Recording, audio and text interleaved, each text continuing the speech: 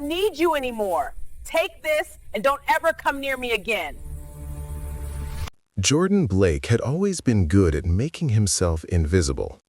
At 38, he had perfected the art of blending into backgrounds. Tonight was no different. He stood near the marble columns at the back of the Metropolitan Ballroom, a glass of sparkling water in his hand, watching the crowd like an observer behind glass.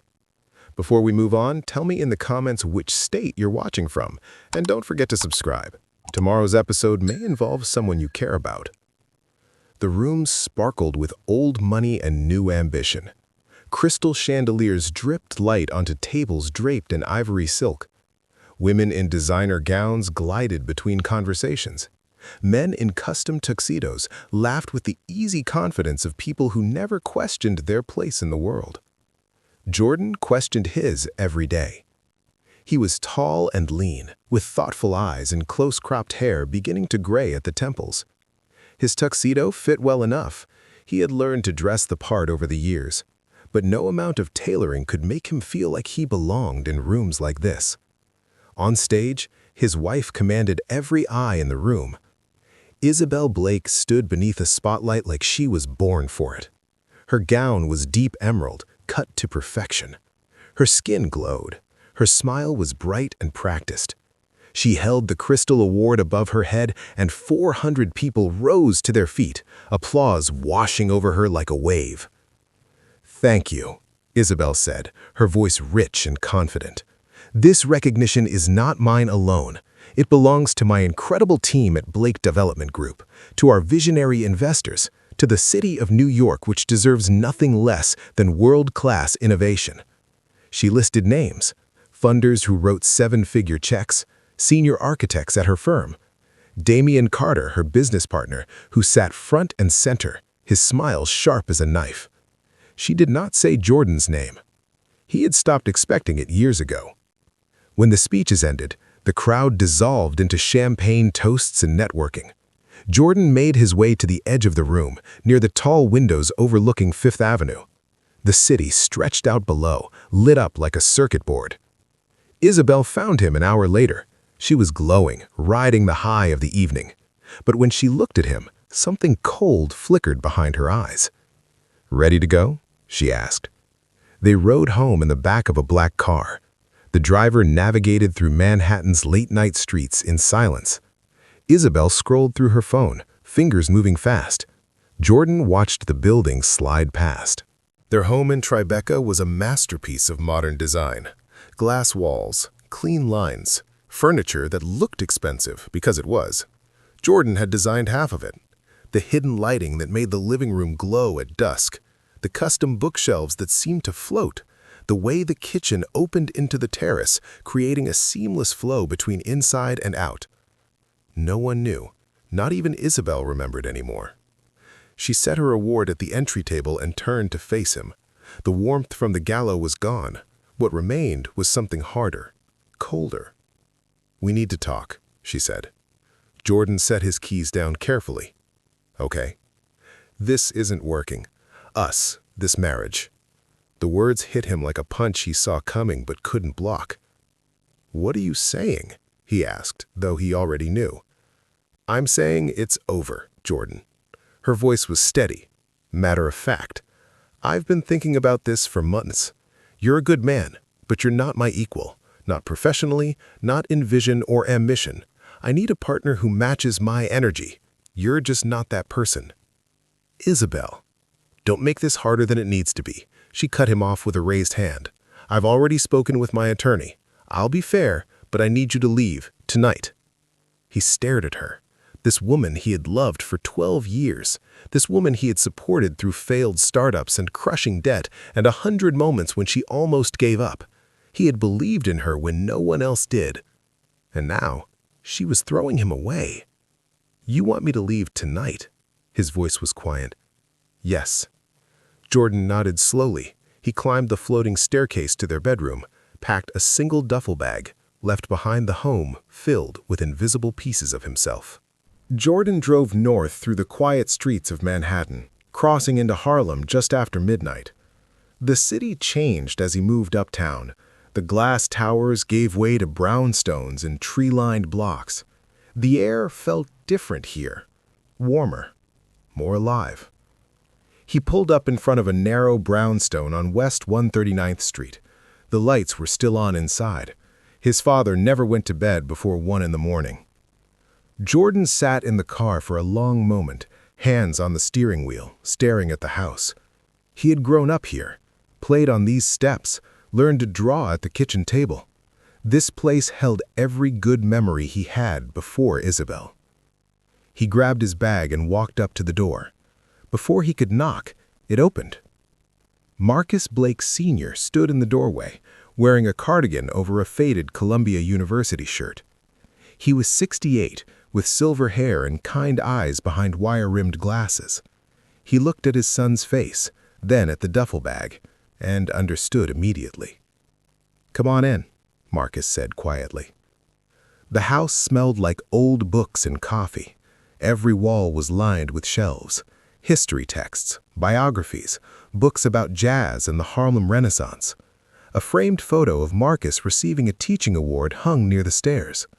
Another photo showed a younger Marcus with Jordan's mother, both of them laughing in front of the Apollo Theater. She had been gone for 20 years. Cancer. But her presence still lived in this house. Jordan dropped his bag by the door and sank onto the worn leather couch. Marcus disappeared into the kitchen and returned with 2 mugs of tea. He handed one to Jordan and sat in his favorite armchair. "You want to talk about it?" Marcus asked. Jordan shook his head. Then, after a long silence, he started talking anyway. "She ended it tonight, right after her big award ceremony. Told me I wasn't her equal, not professionally, not in ambition. She said I'm holding her back." Marcus sipped his tea, his face calm, but his eyes sad. 12 years, Dad. I supported her through everything. Every failed pitch, every investor who said no. I worked steady jobs so she could chase her dreams. I believed in her when no one else did." "I know you did, son. And she doesn't even see it." Jordan's voice cracked.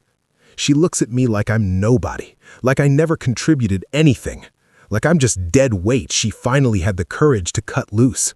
Marcus set his mug down and leaned forward. "Jordan, listen to me. You are not nobody. You never have been. That woman built her empire on your foundation. She just doesn't have the grace to admit it." Jordan rubbed his face with both hands. The exhaustion hit him all at once, not just from tonight, from years of being unseen, unheard, erased. "I don't know what to do now," he said quietly. "You rest," Marcus said. "You breathe, and then you figure out your next step, but you do it from solid ground. You're home now." Jordan nodded. He finished his tea and headed upstairs to his old room. It looked almost the same as it did 20 years ago. The same bed, the same desk by the window. The walls were covered with old sketches he had drawn as a teenager. Buildings, bridges, imagined skylines. He sat on the edge of the bed and pulled out his phone. His email was full of automated notifications, junk, newsletters. Then one message caught his eye. The subject line read, "Meeting request, Apex Center Conceptual Designer." Jordan opened it. The message was from the office of Vincent Armstrong, the billionaire philanthropist funding Isabelle's flagship project. The message was formal but warm. "Mr. Carson, we would like to schedule an in-person meeting to discuss the conceptual designs for the Apex Center. Mr. Armstrong has been deeply impressed by your vision and would like to involve you more directly in the development process. Please confirm your availability at your earliest convenience." Jordan stared at the screen. E.J. Carson, his pseudonym, the name he used for freelance design work, the name attached to the blueprints that had won Isabelle the funding for her career-defining project. The project she just celebrated tonight. The project she claimed as her own vision. Jordan set the phone down and lay back on the bed, staring at the ceiling. He had spent 12 years in the shadows. 12 years letting someone else take credit for his work. Maybe, It was time to step into the light. Jordan sat across from Claire Morrison in her sleek midtown office. The walls were glass.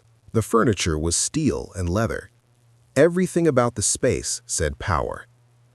Claire was 45, sharp as a blade, and dressed in a charcoal pantsuit that probably cost more than Jordan's car. She had built her reputation destroying powerful spouses in divorce court. Her win rate was legendary. "Let me be very clear," Claire said, her fingers steepled on the desk. "Your wife is going to come at you hard. She has resources, she has a legal team on retainer, and she has an image to protect. Women like Isabelle Blake do not lose quietly." Jordan nodded. "I understand." "Good. Then here's what we do. We document everything. Every financial contribution you made to her business. Every project you worked on. Every asset you helped build. If you designed something, we prove it. If you funded something, we show receipts." "Most of my design work was under a pseudonym," Jordan said quietly. Claire's eyes sharpened. "Explain." "I've been doing freelance architectural work for years, high-level conceptual design. I use the name E.J. Carson. It started as a way to take on projects without conflict of interest with Isabelle's firm, but it became more than that. Clients liked the mystery. They liked the work. I built a reputation." "And Isabelle doesn't know?" "No." Claire leaned back, a slow smile spreading across her face. "Jordan, this is better than I could have hoped. We can use this, trust me. Document everything tied to that name. Contracts, payments, communications, everything." Jordan left her office an hour later with a thick folder of paperwork to complete. His head was spinning. The divorce was real now. Legal. Inevitable. He checked his phone as he walked toward the subway. The email from Vincent Armstrong's office was still there, waiting for a response. Jordan stopped on the corner of 47th and Park Avenue. People rushed past him in every direction. The city moved like a living thing, indifferent to his crisis. He typed a reply. "I'm available to meet this week. Please let me know a time that works for Mr. Armstrong." He hit send before he could change his mind. 2 days later, Jordan stood in the lobby of Armstrong Tower in Midtown Manhattan.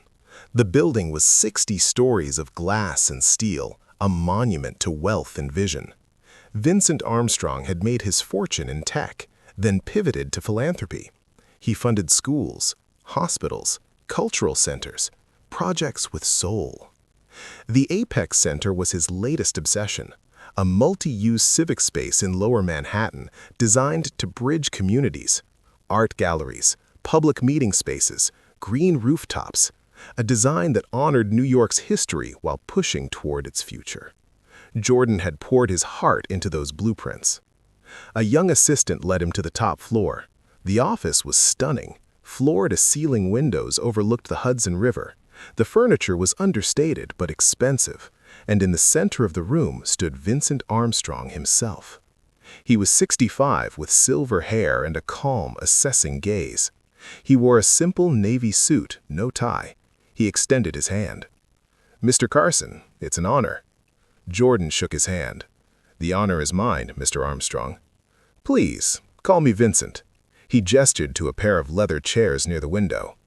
"I've been looking forward to this meeting. Your designs have something most architecture lacks these days." "What's that?" "Soul." Vincent sat down, his eyes never leaving Jordan's face. "Most of what crosses my desk is technically brilliant, but emotionally empty. Glass boxes designed to impress, not to serve. Your work is different. The Apex Center feels like it belongs to the people. It honors the neighborhoods around it. It understands history. That's rare." Jordan felt something loosen in his chest. "That's always been my goal. Buildings should serve the people who use them, not the egos of the people who fund them." Vincent smiled. "Exactly, which is why I want you more involved. Blake Development Group has done fine work managing the logistics, but the vision is yours. I want to make sure that vision stays intact." "I appreciate that." "There will be more meetings, more design reviews. I'll need you present for key decisions. Can you commit to that?" Jordan hesitated. More meetings meant more chances of crossing paths with Isabelle. more chances of the truth coming out before he was ready. But this was his work, his vision. He had hidden long enough. "Yes," Jordan said, "I can commit to that." Vincent extended his hand again. "Then we have a deal." Jordan left Armstrong Tower as the sun set over the Hudson. The city glowed gold and orange, the buildings casting long shadows.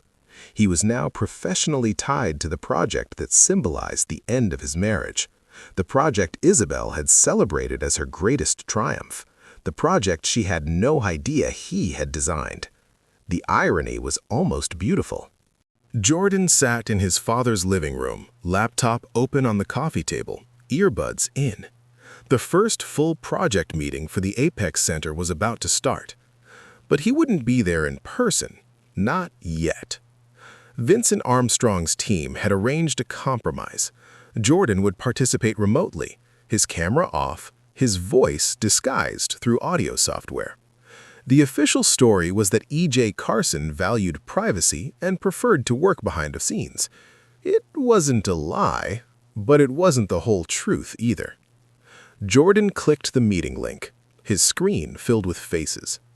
There was Vincent, seated at the head of a long glass table in Armstrong Tower. His assistant, a young woman named Kelly, sat to his right with a tablet. And then there was Isabelle. She looked polished and confident, her hair pulled back, wearing a cream blazer that probably cost $1,000. She sat across from Vincent, a leather portfolio open in front of her. Next to her was Damian Carter, her business partner. He was 42, slick and polished, with perfectly styled hair and a smile that never reached his eyes. Jordan's stomach tightened. He hadn't seen Isabelle since the night she ended their marriage. That was 5 days ago, but it felt like a lifetime. Good morning, everyone. I want to start by thanking Blake Development Group for their excellent work so far, and I want to welcome E.J. Carson, who's joining us remotely today. Isabelle's expression didn't change, but Jordan saw her eyes flick toward the camera at the center of the table. She had no idea he was watching her. "Mr. Carson," Vincent continued, "I'll turn it over to you to share your thoughts on the current design iteration."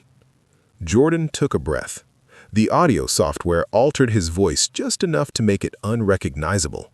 He sounded slightly deeper, slightly flatter, like a stranger. "Thank you, Vincent," Jordan said. "I've reviewed the latest renderings. Overall, the structural integrity is strong, but I have concerns about the public plaza on the south side. The original design included more green space, more seating. The current version feels too commercial, too focused on retail." Isabelle leaned forward. "With respect, Mr. Carson, the retail component is essential for revenue generation. We need this project to be financially sustainable." "I understand that, but sustainability isn't just financial, it's social. If the community doesn't feel welcome, they won't use the space, and if they don't use it, the entire vision fails." Damian cut in, his tone smooth but edged with impatience. "We've run the numbers. The current design balances community access with investor return. I think we need to trust the process here." Jordan felt anger rise in his chest, but he kept his voice calm.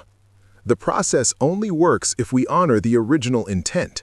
This building is meant to serve the people of Lower Manhattan, not just the people who can afford to shop there." There was a pause. Vincent nodded slowly. "I agree with Mr. Carson. Let's revisit the plaza design. Isabelle, can your team prepare revised renderings by next week?" Isabelle's jaw tightened, but she smiled. "Of course." The meeting continued for another 40 minutes. Jordan offered insights on materials, lighting, accessibility. Every time he spoke, he saw Isabelle's posture stiffen. She wasn't used to being questioned. She wasn't used to someone having more authority than her on her own project. When the meeting ended, Jordan closed his laptop and leaned back on the couch. His heart was pounding. His father appeared in the doorway, holding 2 mugs of coffee. "How'd it go?" "Strange. I just spent an hour in a meeting with my wife, and she had no idea it was me." Marcus handed him a mug and sat down. "How long do you think you can keep this up?" "I don't know, but I'm not ready to reveal myself yet. Not until I have to. His phone buzzed. An email from Isabelle. Jordan, I need you to sign the preliminary asset disclosure forms my attorney sent over. Please don't drag this out. We can both move on faster if you cooperate. Isabelle. Her tone was cold, efficient, like she was a business transaction she needed to close. Jordan set his phone down and opened his email as E.J. Carson. The project team had started a group chain discussing the meeting. Damien had written a brief note thanking everyone for their time.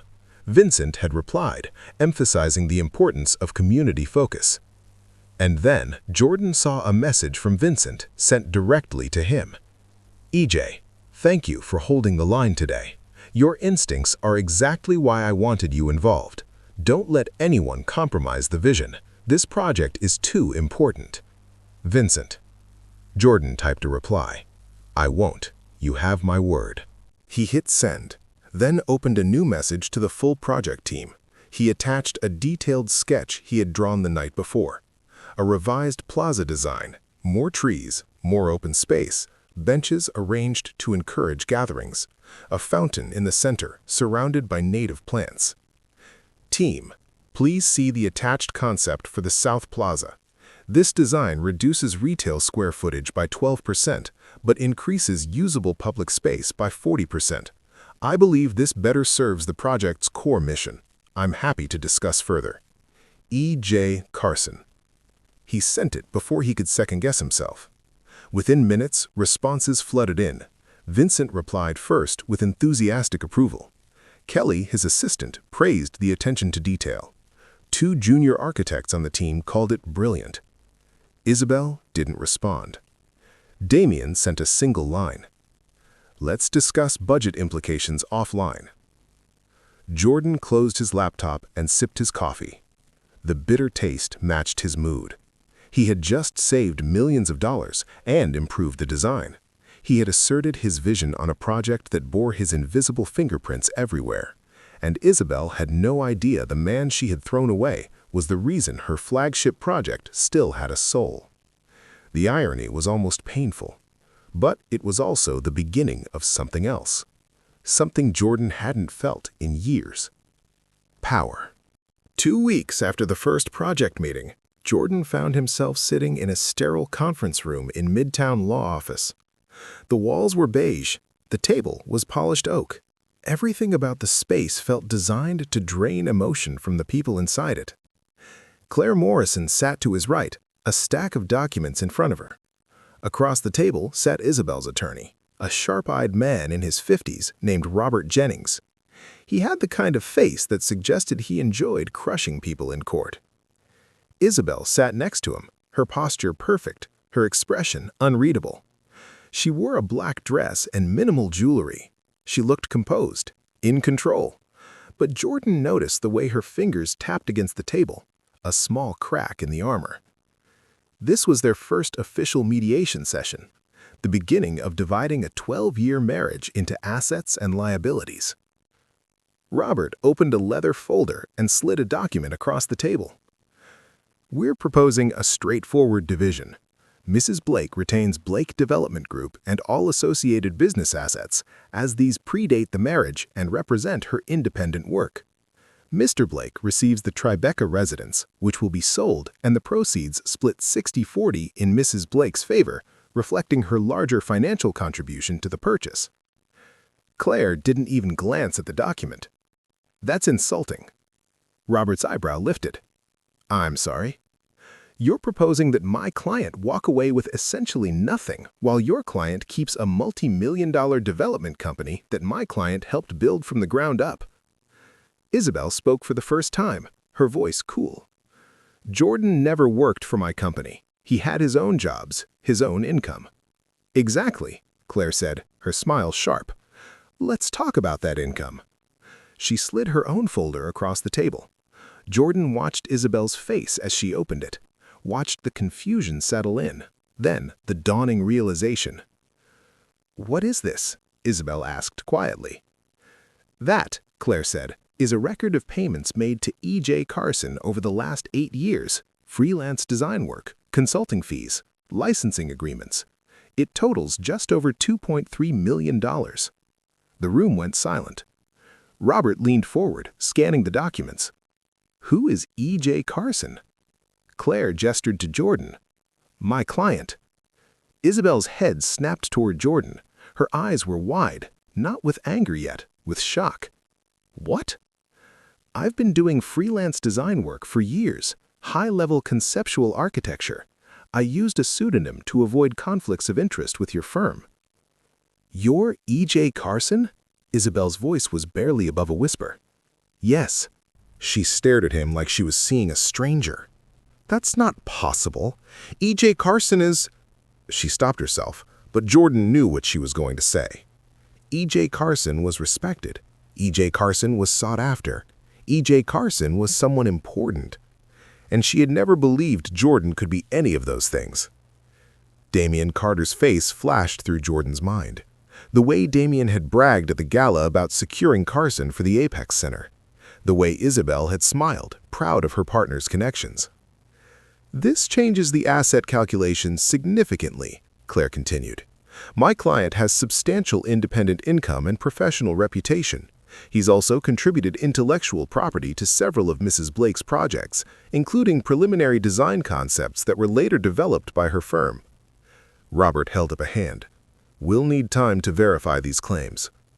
Take all the time you need, Claire said, but know that we're prepared to subpoena every contract, every email, every design file if necessary. My client has been very thorough in his documentation. Isabelle stood abruptly, her chair scraping against the floor. I need a moment. She walked out of the room without waiting for permission. Robert excused himself and followed her into the hallway. Jordan sat in the silence, his heart pounding. Claire reached over and squeezed his hand briefly. You did good, she said quietly. Through the conference room's glass wall, Jordan could see Isabelle in the hallway. She was pacing. Her hands moved as she spoke to Robert, her composure cracking. She looked smaller somehow, less certain. His phone buzzed in his pocket. He pulled it out under the table. A text from an unknown number. We need to talk, now. Isabelle.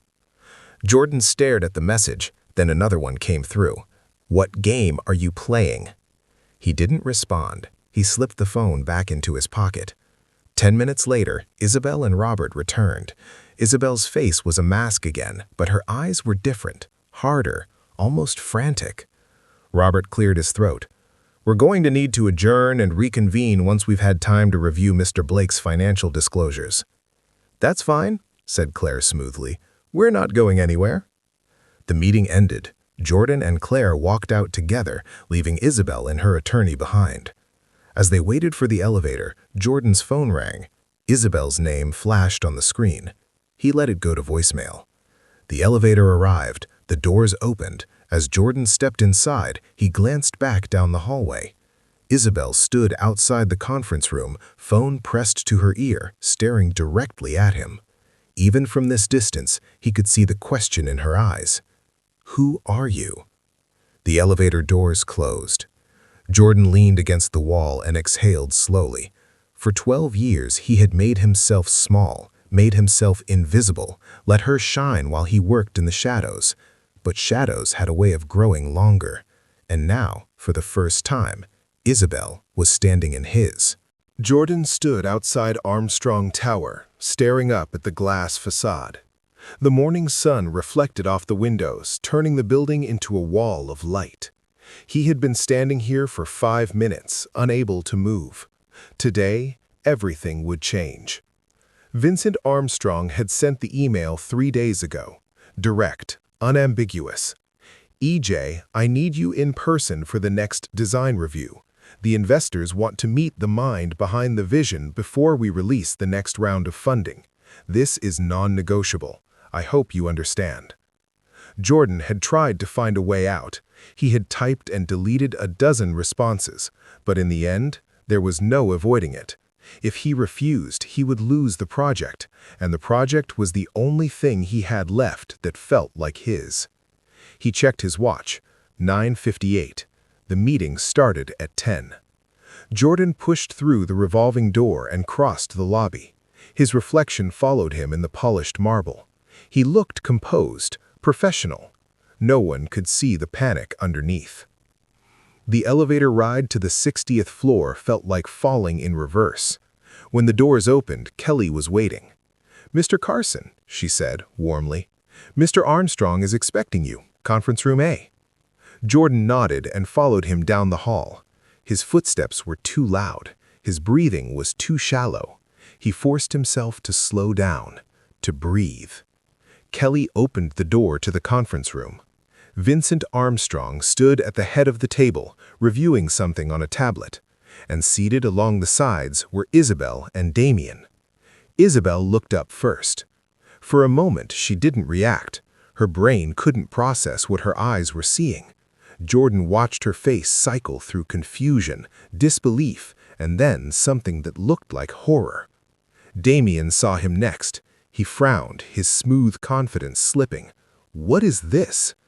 Vincent looked up, and his face broke into a genuine smile. "Ah, there you are." He crossed the room and extended his hand. "Everyone, I'd like you to meet E.J. Carson, though I suppose some of you know him by another name, Jordan Blake." The silence that followed was suffocating. Isabelle's mouth opened, but no sound came out. Her hands gripped the edge of the table like she needed something solid to hold on to.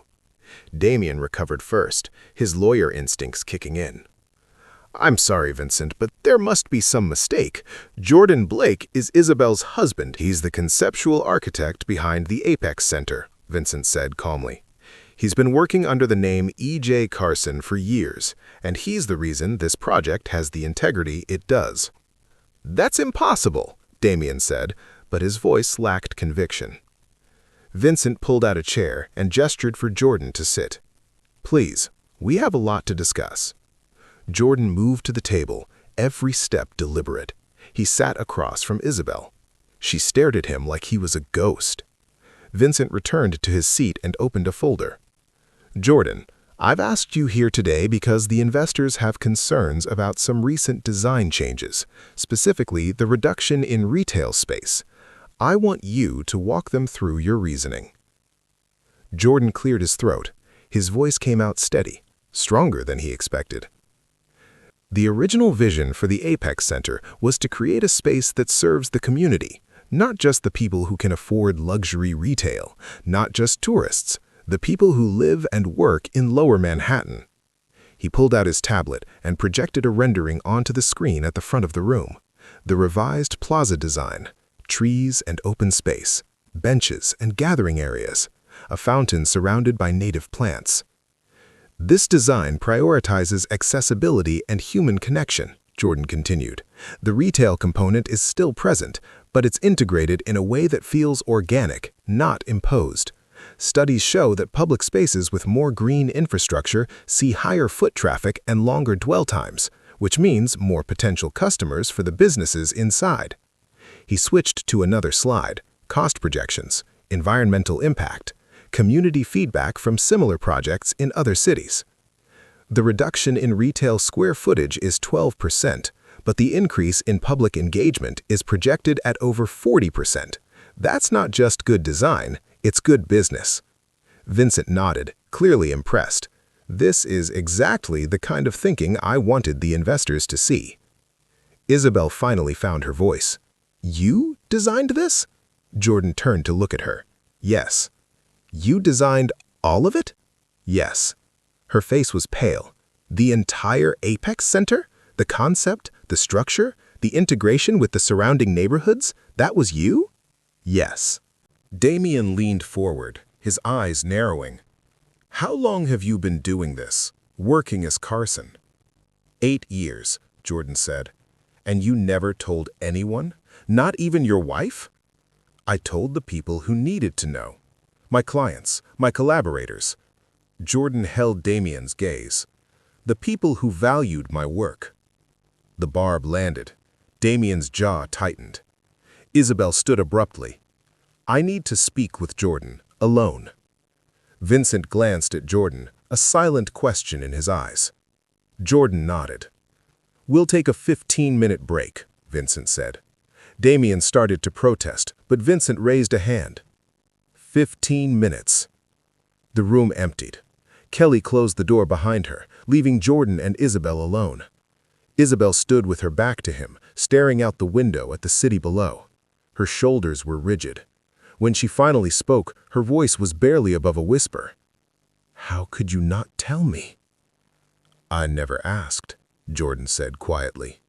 She turned to face him, and for the first time since the night she ended their marriage, he saw something other than coldness in her eyes. He saw fear. "I stood on that stage. I accepted that award.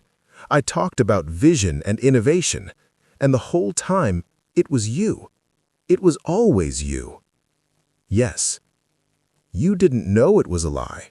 You just didn't care enough to look." Isabelle flinched like he had slapped her. Tears welled in her eyes, but she blinked them back. "What do you want from me, Jordan?" "Nothing," he said. "I don't want anything from you anymore."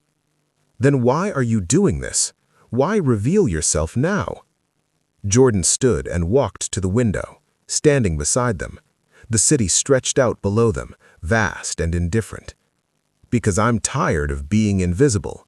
I'm tired of watching other people take credit for my work. I'm tired of pretending I'm less than I am to make you feel bigger." Isabelle's composure finally cracked. A tear slipped down her cheek. "I didn't mean to erase you."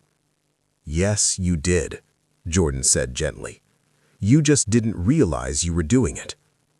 The door opened. Vincent stepped inside. "We're ready to resume." Isabelle wiped her face quickly and nodded. Jordan returned to his seat. The meeting continued for another hour.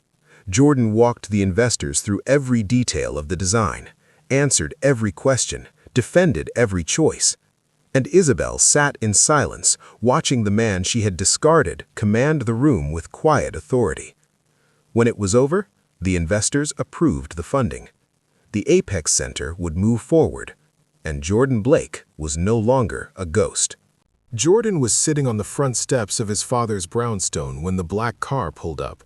It was late afternoon, the sun casting long shadows across the street. Kids were playing basketball on the corner. Someone was grilling on a nearby stoop, the smell of charcoal and spices filling the air. The car idled for a moment before the back door opened. Isabelle stepped out. She looked different, smaller somehow. She wore jeans and a simple sweater, no makeup, her hair pulled back in a loose ponytail. This wasn't the polished CEO who commanded boardrooms. This was someone else, someone Jordan hadn't seen in years. She stood on the sidewalk, hesitating. Jordan didn't move, didn't invite her closer, just watched. Finally, she walked up the path and stopped at the bottom of the steps. "Can we talk?" she asked quietly. Jordan glanced at the front door. His father was inside, probably reading in his favorite chair. He had told Marcus that Isabelle might come. Marcus had simply nodded and said, "Handle it however you need to, son." "Here's fine," Jordan said. Isabelle looked around at the neighborhood, at the kids playing, at the modest homes with their flower boxes and worn stoops. She looked like she was seeing it all for the first time. She sat down on the steps beside him, leaving a careful distance between them. For a long moment, neither of them spoke. "Damien's gone," Isabelle finally said. "He pulled out of the Apex Center, said the project was too risky now, too much uncertainty." She laughed bitterly. "They meant me. I'm the risk." Jordan said nothing. "The investors are nervous. Half my staff is updating their resumes. My attorney says I'm looking at potential lawsuits from clients who might claim I misrepresented my capabilities." Her voice cracked. "Everything I built is falling apart." "You didn't build it," Jordan said quietly. Isabelle turned to look at him, tears streaming down her face now. "I know." The admission hung in the air between them. "I knew," she said again, her voice breaking. "Not consciously, not in a way I could admit, but deep down I knew. The designs that won us the big contracts, they always came after I talked to you, after you looked at the plans, after you made some casual suggestion that somehow fixed everything." Jordan felt something twist in his chest. Anger? Pity? He couldn't tell which. "I told myself it was collaboration," Isabelle continued. "That we were partners. But we weren't, were we? I was just taking your ideas, taking your talent, taking your quiet support and turning it into my loud success. Why? Jordan asked. Why did you need it to be yours so badly? Isabelle wiped her face with the back of her hand. Because I was terrified. Terrified that if I wasn't extraordinary, I was nothing. My whole life, I had to be twice as good to get half as far. I had to be louder, bolder, more ambitious than everyone around me. And you, she looked at him, her eyes red. You were so effortlessly talented. You didn't need to shout. You didn't need to prove anything. You just created beautiful things like it was breathing. So you resented me for it. Yes. The word came out like a confession. I resented you. And I needed you, and I hated that I needed you. So I convinced myself you were the problem, that you were holding me back instead of holding me up. Jordan looked down at his hands. Damien helped you believe that. Damien saw an opportunity, Isabelle said. He saw a woman desperate to prove herself and a husband she was ashamed of, and he used it. He whispered in my ear for months, told me I deserved someone who matched my energy, someone who understood ambition. He made me believe you were dead weight. And you wanted to believe it. Isabelle nodded, fresh tears falling. I wanted to believe it so badly, because if you were the problem, then I didn't have to face the truth about myself. They sat in silence. A basketball bounced nearby. Someone laughed. Life continued around them, indifferent to their unraveling. I'm not asking for forgiveness, Isabelle said finally. I don't deserve it. I threw away the best thing in my life because I was too broken to see its value. No, Jordan said quietly.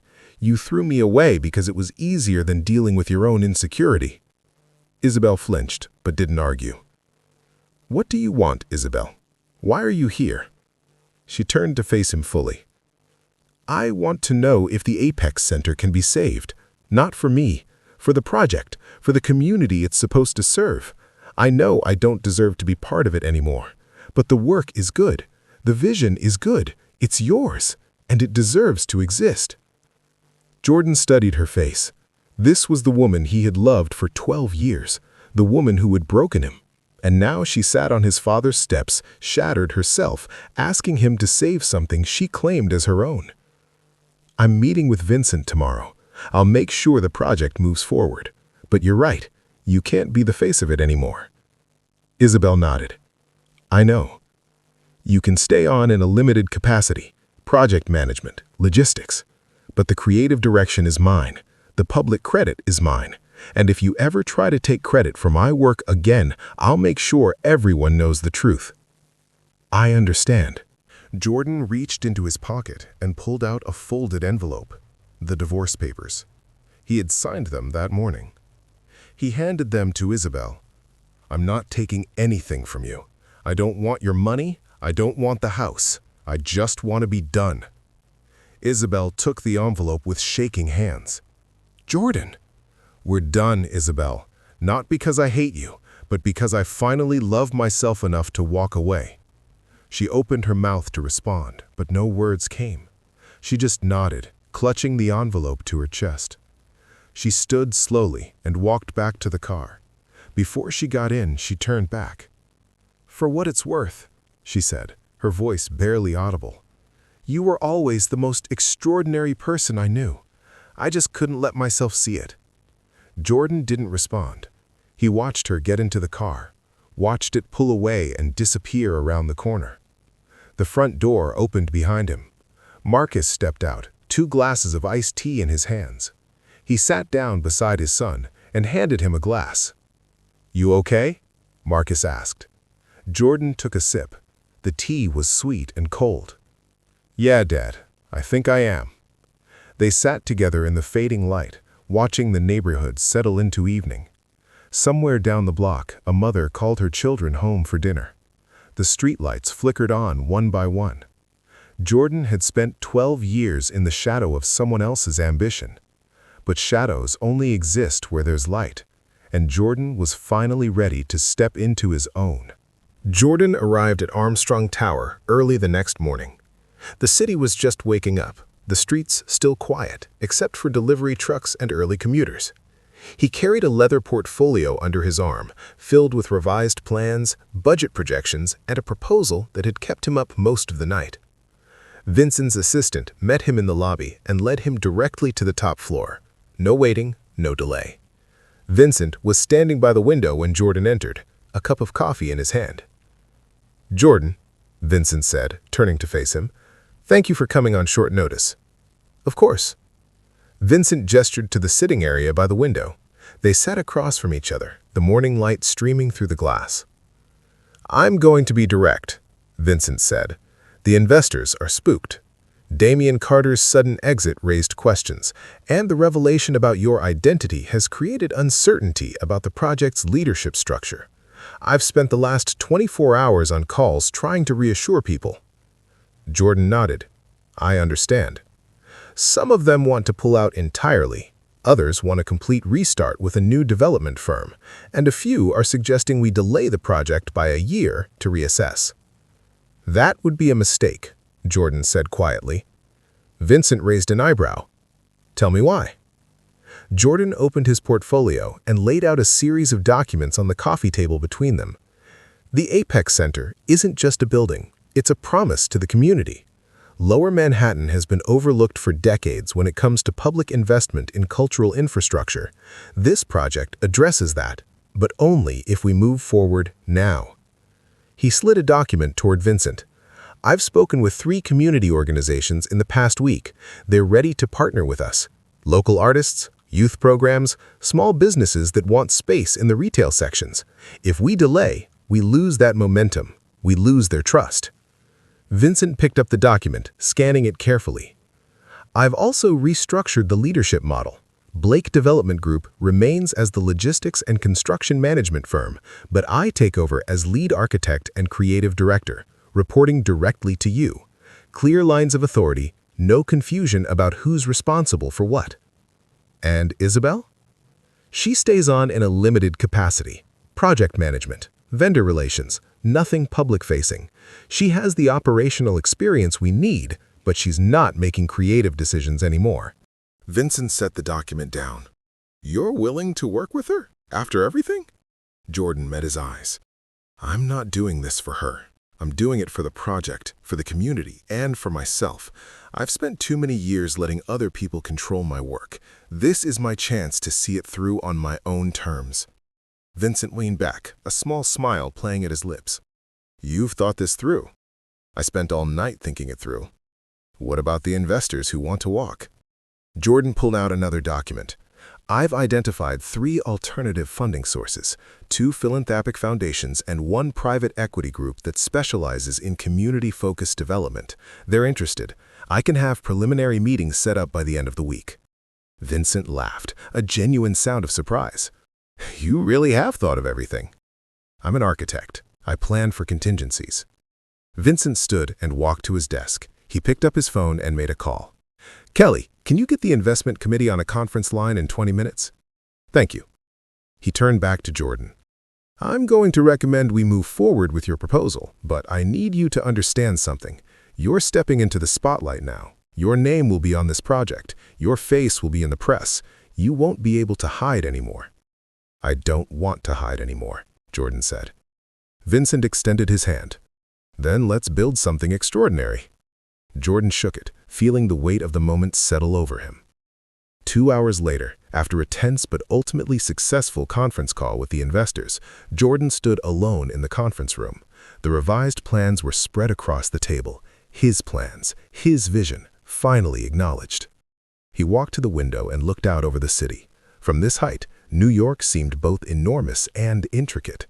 Millions of lives intersecting in a grid of steel and stone. Buildings that had started as someone's vision, someone's sketch on a piece of paper. His phone buzzed, a text from his father. "How'd it go?" Jordan smiled and typed back, "The project is moving forward. I'm officially the lead architect." 3 dots appeared, then his father's response. "Proud of you, son. Come home. I'm making dinner."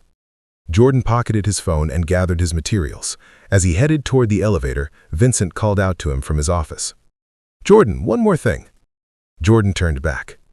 Vincent stood in his doorway, arms crossed, his expression serious but warm. "I've been in this business for 40 years. I've worked with hundreds of architects, designers, and developers. Most of them are competent. Some are talented, but very few have what you have." "What's that?" "Integrity," Vincent said. "The ability to see a project not as a monument to yourself, but as a gift to the people who'll use it. That's rare. Don't ever lose that." Jordan felt something loosen in his chest, a knot he had carried for so long he had forgotten it was there. "I won't." He took the elevator down and stepped out into the midday bustle of Midtown. The city moved around him in waves. Suits rushing to meetings, tourists taking photos, street vendors calling out their wares. Jordan walked south toward the subway, his portfolio under his arm, feeling lighter than he had in years. That evening, he sat at his father's kitchen table while Marcus stirred a pot of gumbo on the stove. The house smelled like home, like safety, like the foundation he had always been able to return to. "You know what I realized today?" Jordan said. Marcus glanced over his shoulder. "What's that?" "I spent 12 years believing I needed Isabelle to validate me, that my work only mattered if she recognized it. But the work was always good. I was always good. I just needed to believe it myself." Marcus turned off the stove and came to sit across from him. "That's the hardest lesson to learn, especially for people like us. We're taught to be humble, to not take up too much space, to let others shine while we stay in the background." "I'm done with that," Jordan said. "Good." Marcus reached across the table and squeezed his son's hand, "because the world needs to see what you can build." They ate dinner together, talking about everything and nothing. The Apex Center, the old neighborhood, the book Marcus was reading about the Harlem Renaissance. Later, Jordan lay in his childhood bed, staring at the ceiling. The old sketches on the walls seemed to glow in the dim light from the street. He had lost a marriage, but he had found himself. And for the first time in a long time, that felt like enough. 3 months since Jordan signed the divorce papers. 3 months since he stepped out of the shadows and into his own name. He stood in the center of his new loft in Dumbo, Brooklyn, sunlight pouring through the floor-to-ceiling windows. The space was raw and open, exposed brick walls, original wooden beams crossing the high ceiling, industrial pipes painted matte black. The kind of space that felt like possibility. Jordan had spent the past month making it his own. A long drafting table sat against the east wall, covered with sketches and blueprints. Shelves lined another wall, filled with architecture books, model buildings he had constructed over the years, and framed photos of structures that inspired him. The Guggenheim, the High Line, the Schomburg Center in Harlem. In the corner sat a comfortable leather chair, his father's housewarming gift. Next to it, a small table with a reading lamp, his sanctuary within his sanctuary. The kitchen was small but functional. He had cooked his first real meal there last night. Nothing fancy, pasta and vegetables, but it was his food, in his space, on his terms. His phone buzzed on the drafting table. A text from Vincent. "Press release goes out tomorrow. Are you ready?" Jordan typed back, "Ready as I'll ever be." The press release would officially announce Jordan Blake as the lead architect of the Apex Center. His name, his face, his story. The architectural journals had already reached out for interviews. A producer from a local news station wanted to do a feature on the hidden genius behind the New York's most anticipated civic project. Jordan had agreed to all of it, not because he wanted fame, but because he refused to hide anymore. Another buzz. This time, an email. Jordan opened it and felt his breath catch. It was from the Museum of Contemporary African American Art. They were planning a new cultural museum in Bed-Stuy and had seen his work on the Apex Center. They wanted to meet. They wanted to discuss him designing their building. Jordan read the email 3 times, making sure it was real. His entire career, he had dreamed of designing a museum, a space dedicated to preserving history and celebrating culture. And now, someone was asking him to do exactly that. He typed a response, trying to keep his tone professional despite the excitement coursing through him.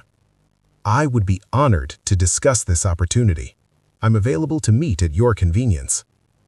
He hit send and set the phone down, a smile spreading across his face. A knock at the door pulled him from his thoughts. Jordan crossed the loft and opened it to find his father standing in the hallway, holding a large, flat package wrapped in brown paper. "Dad, what are you doing here?" Marcus stepped inside, looking around the space with approval. "Wanted to see the new place in daylight. You've done well, son. It suits you." "Thanks. What's that?" Marcus set the package on the drafting table. "Something I found in the attic. Thought you might want it." Jordan carefully unwrapped the paper. Inside was a framed architectural drawing. It took him a moment to recognize it, and when he did, his chest tightened. It was the sketch he had made years ago. A dream home. The house he and Isabelle had talked about building together before life got complicated, before ambition and resentment had poisoned everything good between them. The design was beautiful, thoughtful, a modern structure that somehow felt warm and inviting. Large windows to let in light, an open floor plan that encouraged connection, a rooftop garden. It was everything he believed a home should be. "I found it in a box of your old things," Marcus said quietly. "I almost threw it away, but then I thought you might want to see it. Not to hurt you, but to remind you how far you've come." Jordan traced his fingers over the lines of the drawing.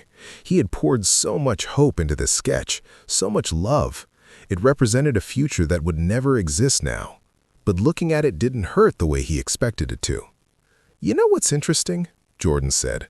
"I used to look at this and see everything I lost, but now I see something different." "What's that?" "I see proof that I've always known how to create beautiful things, even when no one was watching, even when no one gave me credit." He turned to his father. "This drawing isn't about Isabelle. It's about me, about what I'm capable of." Marcus smiled, his eyes warm behind his glasses. "Exactly." They stood together looking at the sketch in the afternoon light. "I got an email today. A museum in Bed-Stuy wants me to design their new building." Marcus's face lit up. "Jordan, that's incredible!" "It's exactly the kind of project I've always dreamed of, a space that means something, that serves a purpose beyond just looking impressive." "When do you meet with them?" "I'm setting it up now. But Dad, this is real. This is my career, not hiding behind a pseudonym, not supporting someone else's vision. Mine." Marcus pulled his son into a hug. "I always knew this day would come. I just wish it hadn't taken so much pain to get here." "Maybe it had to. Maybe I needed to lose everything to figure out who I am without it." They spent the rest of the afternoon together. Marcus helped Jordan hang the framed sketch on the wall, not hidden away, but displayed prominently. A reminder of the past, but also a promise of the future. As the sun began to set, casting orange light across the loft, Marcus stood to leave. "You coming to Sunday dinner this week?" "Wouldn't miss it." Marcus paused at the door. "I'm proud of you, son. Not because you're successful, but because you finally see yourself the way I've always seen you." After his father left, Jordan stood at the window, looking out over the Brooklyn skyline. The bridges glowed in the twilight. The city hummed with life. His phone buzzed again, an email from the museum confirming a meeting for next week. Another email from Vincent with updated renderings of the Apex Center. A text from Claire Morrison, his attorney, confirming that the divorce was officially finalized. Jordan Blake was no longer married, no longer hidden, no longer defined by someone else's perception of him. He was an architect, a designer, a man building his life on his own foundation. And for the first time in 12 years, he was exactly where he was supposed to be. He pulled out his sketchbook and sat at the drafting table. He had ideas for the museum already forming in his mind. Spaces that honored history while embracing the future. Galleries that felt intimate but expansive. A building that would stand as a testament to resilience and creativity. Jordan began to draw, his hand moving across the page with confidence. Outside, the city continued its endless motion. But inside this loft, in this moment, there was only the sound of pencil on paper. The sound of a man finally building his own dreams. 6 months after the divorce was finalized, Jordan stood on a rooftop in Bed-Stuy, the autumn wind cool against his face. The sun was setting over Brooklyn, painting the sky in shades of amber and purple. From here, he could see the Manhattan skyline across the East River, a forest of steel and glass catching the last light of day. In his hands were the final plans for the Museum of Contemporary African American Art. His first solo commission, his name on every page, his vision finally, fully realized. Vincent Armstrong stood beside him, reviewing the plans with the careful attention he brought to everything he touched. He had agreed to fund the museum after their first meeting. He had seen in Jordan what he always looked for in the people he supported: integrity, purpose, soul. "This is exceptional work," Vincent said, his voice quiet but firm. "The way you've integrated the exhibition spaces with the community gathering areas, the natural light in the main gallery, the rooftop garden that doubles as an outdoor performance space. This isn't just a museum, it's a gift to the neighborhood." Jordan felt pride swell in his chest. Not the hollow pride of stolen credit, but the deep satisfaction of work he could claim as his own. That was always the goal. Buildings should serve the people who use them. They should honor the communities they're part of. Vincent handed the plans back. "When does construction begin?" "Next spring. We're finalizing permits now. If everything stays on schedule, we'll open in 2 years." "I look forward to it." Vincent extended his hand. "Thank you for letting me be part of this." Jordan shook it. "Thank you for believing in me." Vincent smiled. "I didn't believe in you, Jordan. I recognized what was already there. There's a difference." After Vincent left, Jordan remained on the rooftop, alone with the city and his thoughts. He pulled out his phone and scrolled through his messages. There was one from his father, asking what time he'd be over for Sunday dinner. Another from Claire Morrison, checking in to see how he was doing. A third from Kelly, Vincent's assistant, confirming a meeting for next week about the Apex Center's upcoming completion ceremony. And then there was a message from Isabelle. It had arrived that morning. He'd read it twice but hadn't responded yet. "Jordan, I saw the announcement about the museum. Congratulations. You deserve this and so much more. I hope you're building the life you always wanted. You earned it. Isabelle." Jordan stared at the message for a long moment. There was no anger left when he thought about her now, no bitterness, just a quiet acceptance of what had been and what would never be again. Isabelle had stayed on with the Apex Center in her reduced role. She worked quietly, efficiently, without fanfare. She had sold the Tribeca penthouse and moved to a smaller apartment in Chelsea. She had stopped doing press, stopped chasing awards. She was, by all accounts, trying to rebuild herself into something more honest. Jordan hoped she succeeded, not for his sake, but for hers. He typed a response. "Thank you. I hope you're finding your own path forward. Take care of yourself." He hit send and put the phone away. The sun had nearly set now, the sky deepening into indigo. Lights began to flicker on across the city, thousands of windows glowing like stars. Jordan thought about all the lives contained in those buildings, all the dreams and struggles and quiet victories happening behind glass and brick. He thought about his father, sitting in his brownstone in Harlem, reading by lamplight, about the students Marcus had taught over the decades, now scattered across the city and the country, carrying lessons about history and resilience and the importance of knowing where you came from. He thought about the Apex Center, rising in lower Manhattan, steel and glass taking shape according to his vision, a building that would serve the community for generations, a building that finally bore his name. And he thought about this museum, this space he was creating to honor the art and history of his people, a place where stories would be preserved and celebrated, where young people could see themselves reflected in greatness.